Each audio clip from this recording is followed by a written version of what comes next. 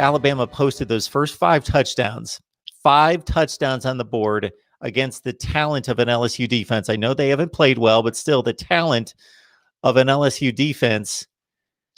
5 touchdowns on the board for the Tide without facing a third down. It's ridiculous. And probably the more ridiculous part of it, Mark, was there was a point in that game where Mac Jones was 11 for 11 for 243 yards and 3 touchdowns. And I'm literally staring at the field and my laptop going, is he playing Madden?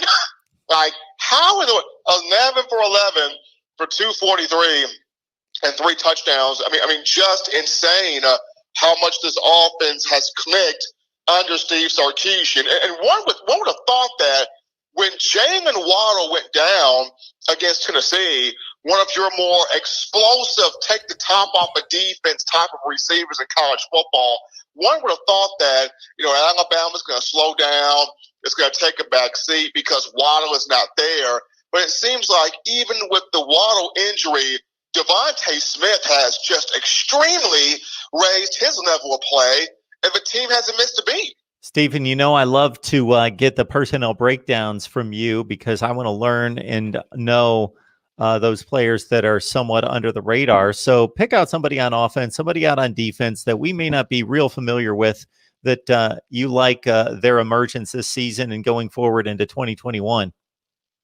Well, the emergence this season from a guy that not many people know of, Jaleel Billingsley, offensively at tight end. This young man has come on, the 6'4", 230-pounder from Chicago. He grew up on the worst side of Chicago. He came to Alabama last year in the freshman class, and the light bulb started to come on for him late last season, but still was not that complete tight end yet. In the last 3 to 4 games this year, Sarkisian has featured him in the offense. He has come alive. At this point, 10 catches, 192 yards, 2 touchdowns. He runs routes like a wide receiver. So keep your eyes on Jaleel Billingsley at tight end. That's the guy on offense. The guy on defense that's starting to come out more and see, you're going to see a lot more of him in 2021.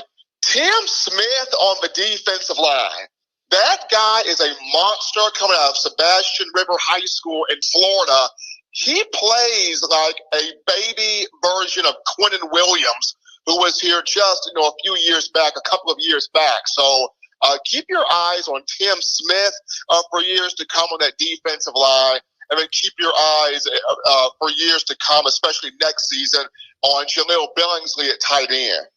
We've got Stephen M. Smith on the line from touchdownalabama.com. Please join him and the rest of the staff as they break down Alabama football. Arkansas is the next game. And then, of course, the SEC championship game against Florida. The line was released on that game at 14, Stephen. And I thought it was a bit inflated, my first thought. Then I reasoned that, okay, well, we just saw a 37-point win against, am I doing the math correct, on LSU, something in that range? 38 against LSU, a 29-point win against Auburn, a 17-point win earlier this season against Georgia. And if you just go through the quality teams on Alabama's schedule, 28 over Texas A&M, of course, and add it up, it's not certainly far-fetched. It's not, and it's the ability for Steve Sarkisian offensively to create matchups where he can isolate the guys that he wants, get them the football. Those guys are out there making plays. But then the balance of it all, when you look at Najee Harris coming out the backfield, his second straight 1,000-yard season. This is the first time since 2015 under Lane Kiffin that Alabama has had a 3,000-yard passer, a 1,000-yard rusher, and a 1,000-yard receiver. When you look at this year, Mac Jones, Najee Harris, and Devontae Smith. And then defensively, you're starting to see an Alabama bunch play a lot better.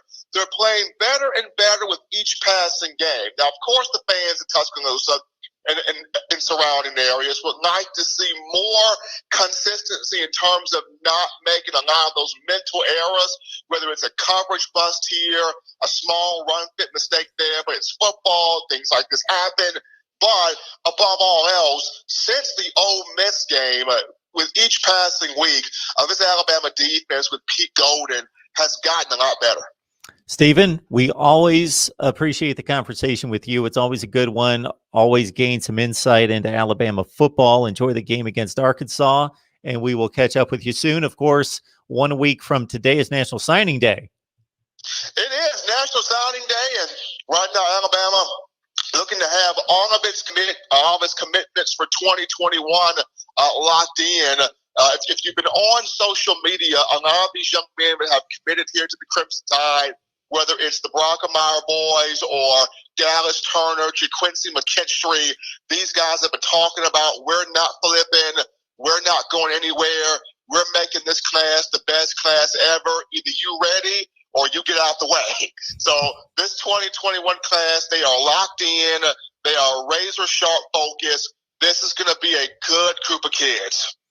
And it's another number one class in the SEC and nationally for the Tide. Stephen M. Smith. Stephen, it's always a pleasure. You have a great night.